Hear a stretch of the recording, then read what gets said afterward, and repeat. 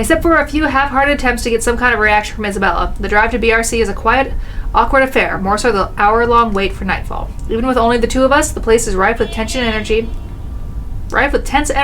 only a matter of minutes now. But the tickling seconds don't take away the edge, and for the 5th time, I reach out and fiddle with the radio, adjusting and turning the knob with no real purpose.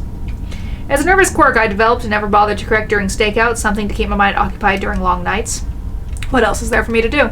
The person I usually count on for casual out-of-blue chat refuses my attempts at starting one. Out with it! If you have...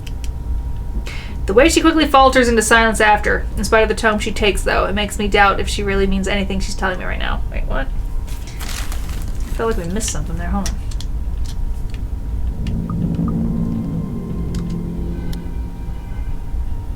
No. She hasn't even glanced my way since we arrived. Thoughts? You can still back out if you want. We're just going to my office. Why should I? Dunno. You can get in trouble, maybe. This isn't exactly legal. No one saw that. I'm good.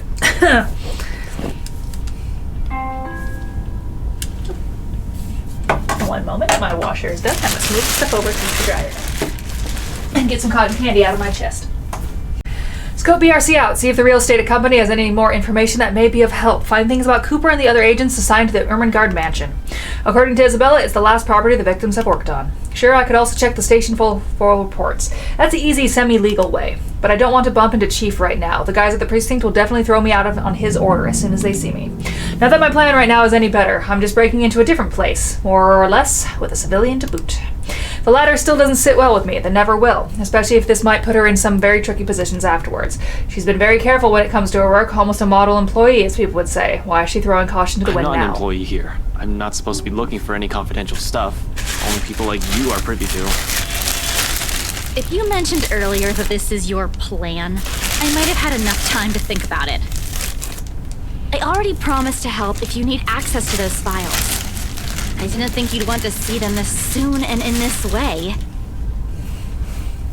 Besides, the same goes for you, right? You were...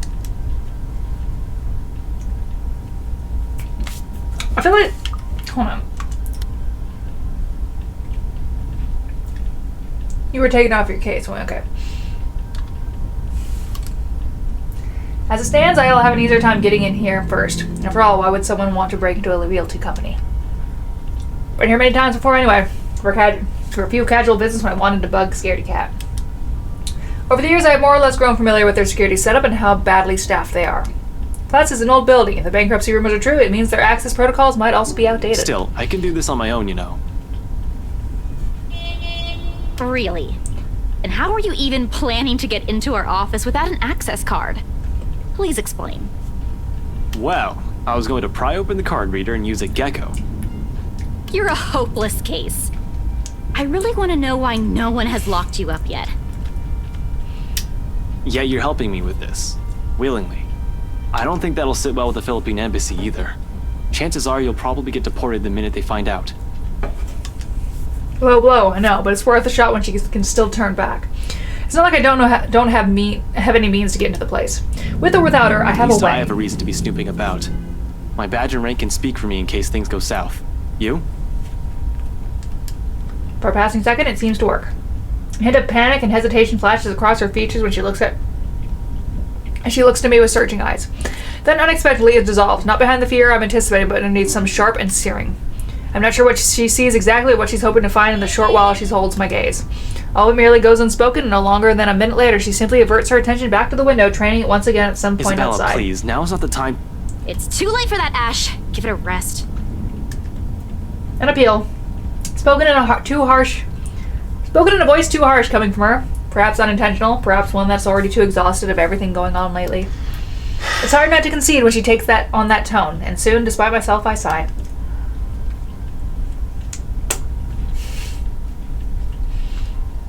Taking away every concern I've been lugging around in favor of trusting her on this.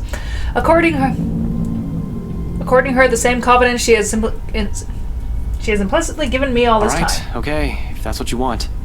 And don't worry, I didn't mean what I said earlier. I won't let anything happen to you. Her lips briefly turn into a smile, though none the cheer reaches her eyes. Get this over with, okay? Everyone should be out of the office by now. Somehow, the uncertainty in her posture makes me wonder if she intended it as some kind of uncomforting gesture. Whether it's for me or for her, she doesn't let me find out. Whether saying another word, she exits the car, while I'm left scrambling and chasing after her. She's already on the side entrance, a hand raised on the card reader beside it, another poised to push the door open when I catch up to her. Whatever doubt there had been in her face a while ago, it's gone. Seeing her like this makes it easier to believe my worries are unfounded, that things might go smoothly this time. You kids are going.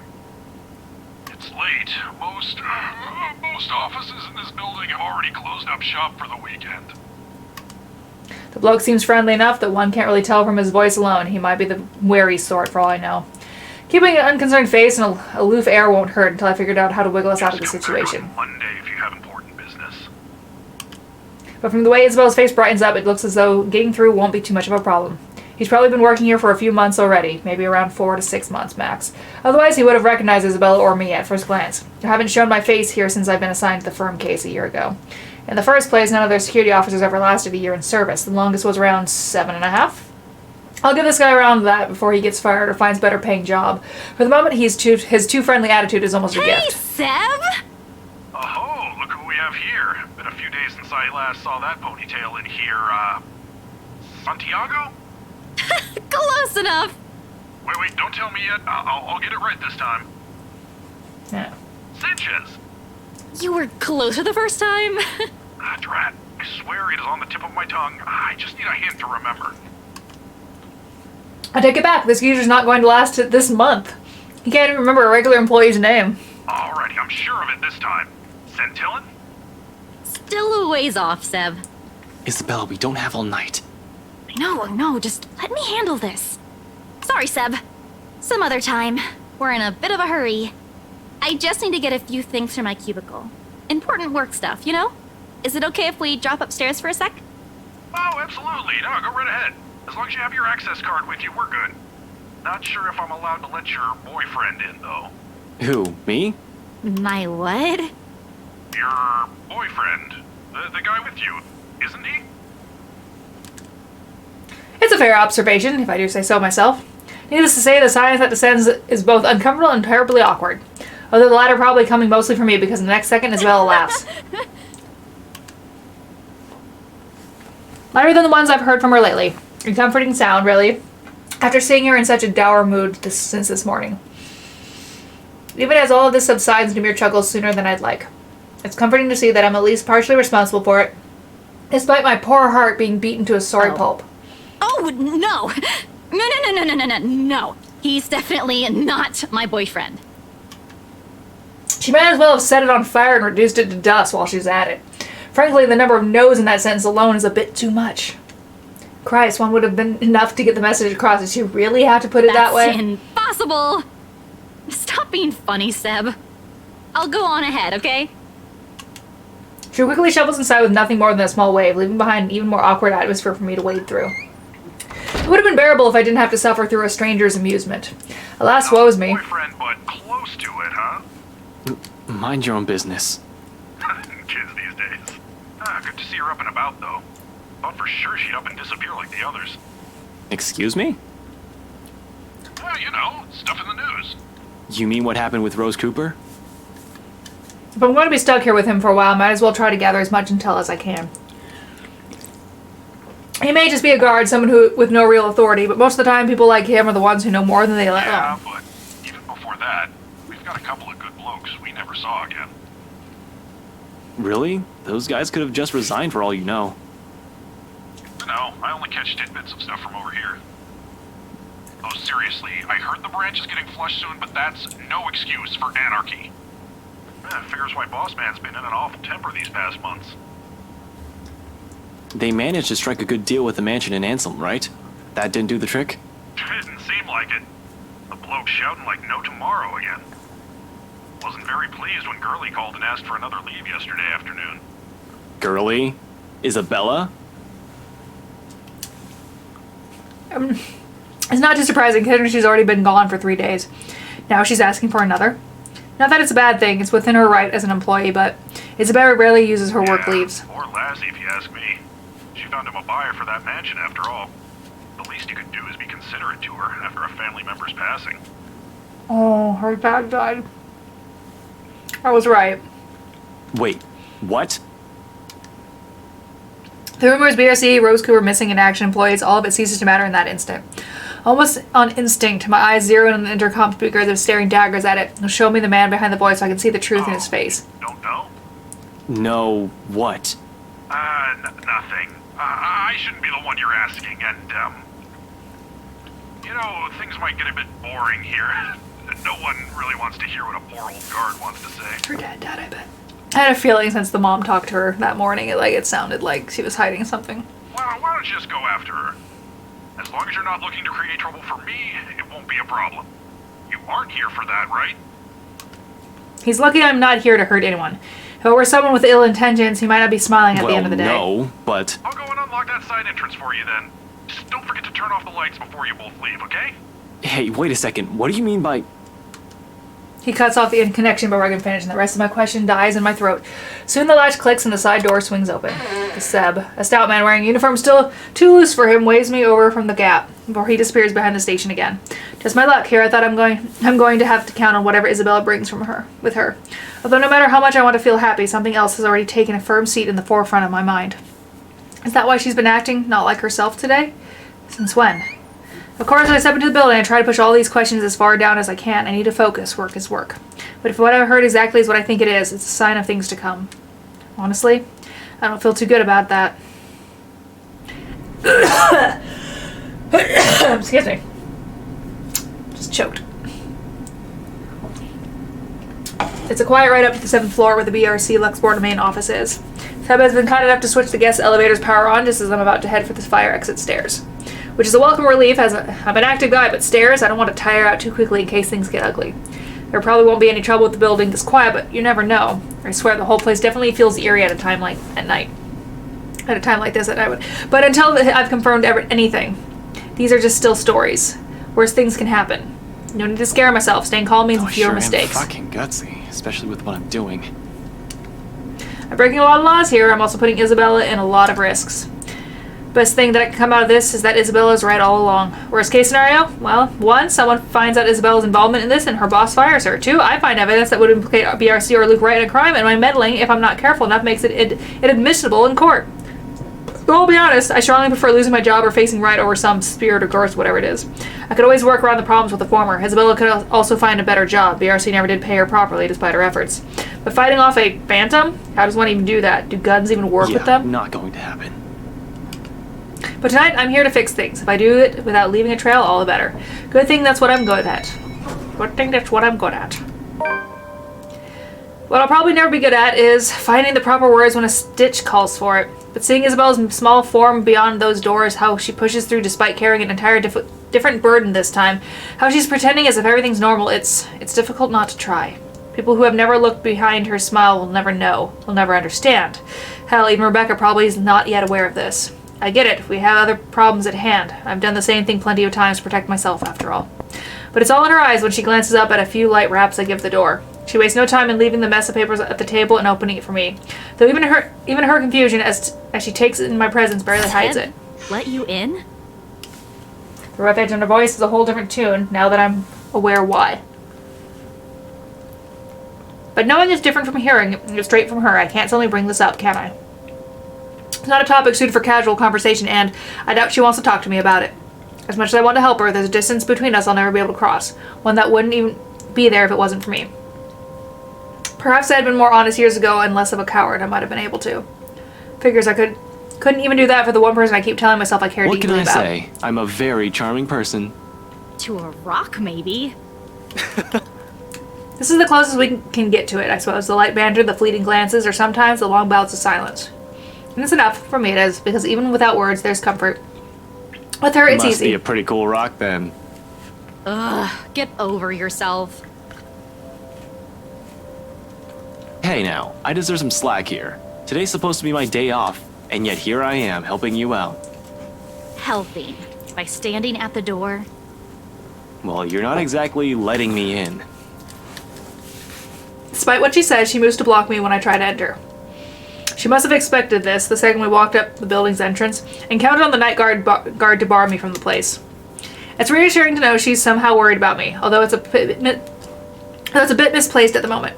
Besides her concerns aside, I really can't let her get into the thick of things without me, not with all the problems on her plate right now. Seriously, Ash, Seb might get in trouble for this. You might get in even bigger trouble with your boss. And you're not? We've already talked about this back at Zach's. It's out of the question. At least do it for Seb, please. He's a really nice guy. With the way things are going here, he's... On that I agree with her. Seb's not such a bad fellow. Might be a little careless with his job and talks too much, but he means well. I'd hate to see the guy leave her here with a bad record in case something goes wrong. However, the anxious look she shoots back at the table behind her bring an even bigger worry. Did you find something? Aside from what you told me about yesterday? Not yet. I'm not sure. I haven't started going through the files we have in the records room. Just the ones they handed to me and Rose. Let me see. Wait, Ash! Isabella, I already promised you that no one's going to get in trouble after we're done here, even Seb. I'll make sure we leave the place clean. Her hesitation's still there, a split second of decision as she tries to form an argument. Eventually, when nothing comes to mind, she steps aside. We can't take the original files out of this office, clear? Not even a single sheet. We'll just have to make a copy. Don't worry, that's the plan. It appears to reassure her, a nod, and then shortly she gestures for me to follow. Passing the sea of cubicles, I can't help but taking everything in their office, a force of habit for the most part. As far as I know, BRC Luxport used to own this whole building. Offices in several floors, once upon a time when real estate is still lucrative business for the company in this side of the country. Then, a competition showed up and suddenly everything's not so good anymore. It only got worse as the years went by, or so according to the rumors. Now the branch is just this floor, despite what the huge sign in the building's facade says. And frankly, it's not too hard to believe when one looks at the state of this room right now. A number of desks have been cleared out. Personal mementos are scarce as if the employees have gone into exudes. That'll be the downsizing, probably. Still worrisome, though. Of course, I shake all the way when Isabel starts handing me the paper she's been looking through. Focus, Frey. There's no point in whining or dwelling any longer. That's why we're here in the first place, to find out what the real deal is in the old-fashioned way. Isabel's presence is a whole other blessing, too. I couldn't imagine how long this would take if I pushed going in here alone. Where are the documents you mentioned? Still locked up in the records room. Do you need them now? Bring them here. Everything that has to do with the mansion's sale. Even those who worked on it during the renovations. The cleanup. Everything. Including your mandatory sign-in sheets. It's nothing to bring up, but at least it's a laugh from her before she heads to the records room. She remembers, and no matter how weak the sound of it is from her usual oh God, I can't read today. And no matter how weak the sound of it is from her usual ones, it's a welcome thing to hear. It reminds me that the Isabel I know is still there. She returns a minute later with a thick stack of folders and binders. The next half of the hour, we work in complete silence while we dig into everything compiled in the folders. I feel like it would take longer than half an hour. Not an easy task considering how thick the whole thing is, but there's two of us. In fact, Isabella does most of the work, sorting the contracts, the employees list, and stuff we don't need in the pile. Just the files for the restoration alone makes up a stack of papers that's an inch thick. Third-party service providers hired by this man for the masonry, radiators, woodworking, plasterwork, slate roofing, and a whole bunch of other things are well documented. Hell, every single contractor who worked on the project were listed individually, even they were just there to do the plumbing. It's a high-profile and high-cost estate, all right. But with the scope comes the loopholes. Means plenty of room to hide something in if there's something fishy going on. All I have to do is find a pattern. And it doesn't take long. Upon closer glance, despite the original owners shouldering the renovation costs, it'll be surprising if they've managed to break even on the Emergard mansion. But with the additional expenses for the open house, the commissions for their agents, and other overhead fees. At one point, the negotiation to get it listed under our BRC's name alone almost broke down too. Some disagreements about listing price. The owners wanted to be rid of it as quickly as possible while keeping the worth at the profitable level. BRC was insisting on a higher amount, double what the appraiser suggested. This plus the rumor that their branch is closing. BRC Luxborn really is in the red, and the sale of the mansion could have easily been a desperate move to keep the branch afloat. No wonder the final sale happened as fast as it did. Did you know about this? No. They took it off our hands after I submitted the final documents for the sale. I didn't even know until I read this. I'm not sure if Rose did. I've only been given the key to the records room after she... Anyway, my point is, they've kept all the files from me. Rose was the one who compiled everything from our side. And even then, she was probably not aware of this. There's only so much they let us know. After that, they just told us to wait for our commission. and that the legal team would handle the rest. The rumors are true. Huh. Seems so. Sheesh, this place is just unlucky. Going bankrupt while the rest of this crap is happening. But this isn't what we're looking for. What we need is the who. The people aside from Isabella and Cooper involved in this business with the mansion and how they are now. We can't do much with the outside contractors. They won't be on file. The employee list, on the other hand. Even with 2 people working through the pile, the whole task still takes quite a while. It's a quarter of an hour later when we put down the papers with a sigh and move on to the clients upon Isabella's insistence. For that, the sign-in form from the open house comes in handy.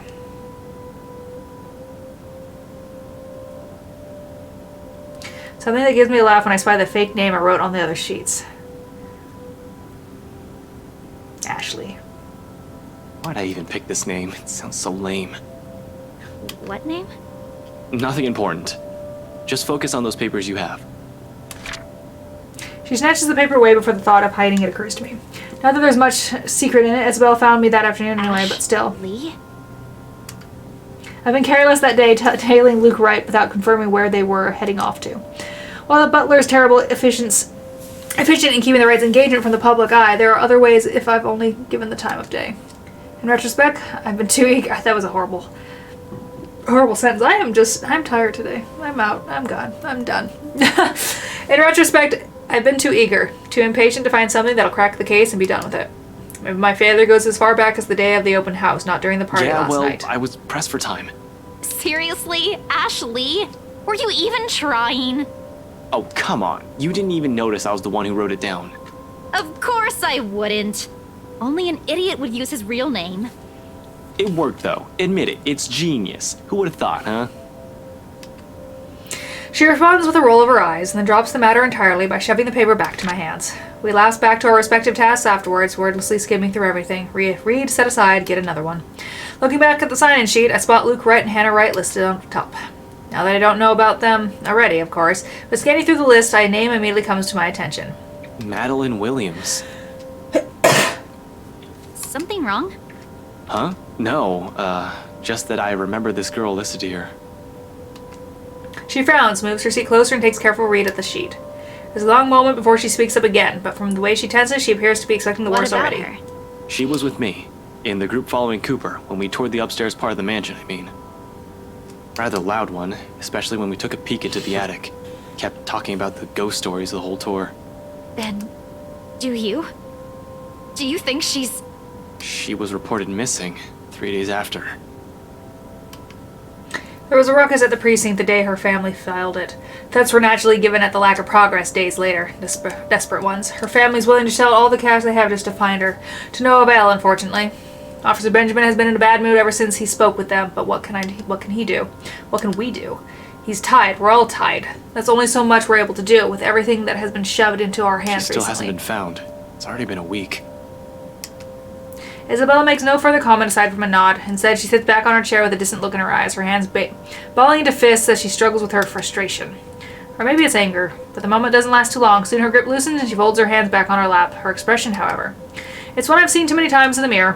What does one say to a person burdened not by one loss but many, who carries it in her shoulders like a badge of shame? I've yet to find the answers to that myself. Until then, the only way is forward. Press on to see where our attempts at fixing our mistakes might lead us. Despite my own doubts, a glimpse of that look on her face is enough to reason for me. I can't just give up. There's too much at stake, too much to lose. With a renewed focus, I continue. On the third and last sheet, I spot another one. Beatrice Wilde, one I recall from the newspaper's obituaries. Died of a heart attack. A letter of correspondence expressing condolence to her family confirms as much in her files. Passed away at age 74 in her sleep. She's at that age. It certainly could have been a natural death. Right? I'd like to believe so. But 3 more letters turn up when I rummage through the stack, and it leaves nothing more than a foreboding feeling in me. They're all addressed to families of clients who have passed away in the past week. Regardless, these go into the piling of things worth looking into after our visit here, along with William's info sheet. There are just so many names, so many faces. Each one I've seen that day, and here I am wondering if they're all right. It isn't a selfless thought that brings the question to mind. Rather, it's the logic that if more of them are still alive, the more people I can choose to question. Nothing concrete yet, of course. There are still speculations, but we're making progress. Once done with the sign-in sheet, I stash it along with the growing pile to my left and pull out as many of the other documents Isabella has already prepared for me. We're working through the employees list now, those who have been signed to the mansion. Because if Isabella was to be believed, if what she's seen and what happened to Rose Cooper is because of that letter, I need to know everyone who has possibly read it besides the three of us. If they've been noticing strange things too. For all I know, these may have been a terrible coincidence. Although the thought of that starts to diminish as we dig into the BRC's company file. 15 minutes later, the stack closest to my elbow has risen from 5 to 21 different dossiers. Client and employee documentation. People who have either visited the open house or worked on the property in some capacity since the letter's discovery. Turns out there were 2 more employees who handled the mansion directly, aside from Cooper and Isabella. Christian Sy, the realty specialist, and Mark Julius Jean Marie, the estate appraiser. This guy, he was in custody just the other day. Really? Sir John has been looking for him. He stopped reporting to work a few weeks ago. Are you sure it's the same person? Yep, this is him. Folks at the precinct said they went to his house after a noise complaint. They found him just acting all crazy. Had to take him in when he started getting violent. He kept screaming about a woman.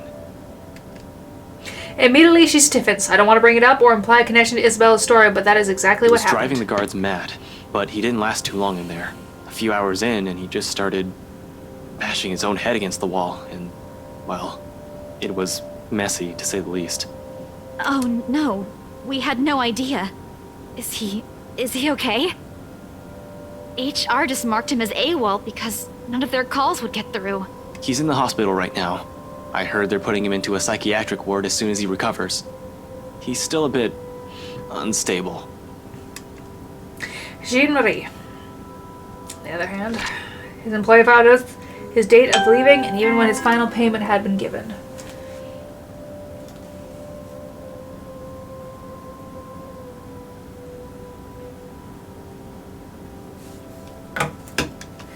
Along with it, there's a letter to his family about the appraiser being found dead in the office. Communication is hush-hush, and there's a mention of compensation if they don't talk about it to the media.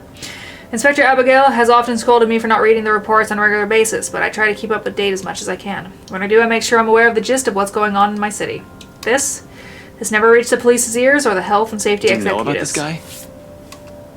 One classifier says everything. They've hidden it from the media. They've kept it from the police. It's not surprising this will also be a secret from someone of Isabella's position in this company. Fuck. Rose was looking for him last week. We haven't heard anything from him either. Until now. They never mentioned this to us. Isn't this dark? Business going under and someone dies while working here? Of course they want to keep that quiet. It's bad publicity. The whole thing is just getting freakier by the minute. Nevertheless, I hand the files for Isabella to make a copy. The pages copy. with their names, addresses, and contact numbers will do. We'll start with the ones who live within the city. Sometimes there are things you really can't just brush off as mere coincidence. In my line of work, once a pattern pops up, it's only right to be suspicious. Especially things with C. I want to say Psy. It hits too close to the stuff my friends have been telling me. All of this? It's considerably thinner than the one she brought in, yet somehow the way she hugs the folders close to herself makes it seem heavier. As she's hanging onto it in the same manner, one will latch onto a lifeline. Ones. And those that might still be alive. Might. She doesn't need to know that. We can't check the outside contractors, but the guys with the direct connection to BRC and the people who attended the open house should be enough. We don't have time to see how everyone's doing, especially if what you said is true. For a second, she appears about to argue, and then quickly decides against it and hides it away before anyone reads the question on her face. Then, in a too abrupt motion, she turns towards the copier and gets to work. Soon, only the machine's constant thrum fills the air around us while I keep myself busy cleaning up the mess we've made. The lack of talk is awkward, to put it mildly, disturbing at worst. I've gotten so used to letting her just babble away whenever it's just the two of us. I could tell, however, she wants to do more. She wants to fix this mess herself, and that desire makes her antsy. But at the same time, she's learning how not to be impulsive or too stubborn. Exactly as I told her yesterday before agreeing to any of this. Or maybe these so-called changes have always been with her. Dire situations always push people to change, after all. Although seeing this happen in front of me only makes it difficult to find the proper things to say. In an atmosphere this tense and charged, what is left for us to talk about? Certainly not the news. What's worse is when you realize that all of this is in hindsight right after you've already ran your mouth off. For a house your company seems to be in a hurry to sell, they still made quite a fortune out of it. Look at this. 1, 2, 3... 6. Are you sure they're planning to give your entire share for this? This isn't a small amount. especially given the usual cut. And their accounting department isn't in the greatest shape either. Even if they don't, it's not like someone still needs it. And there's the reason why people don't let me talk.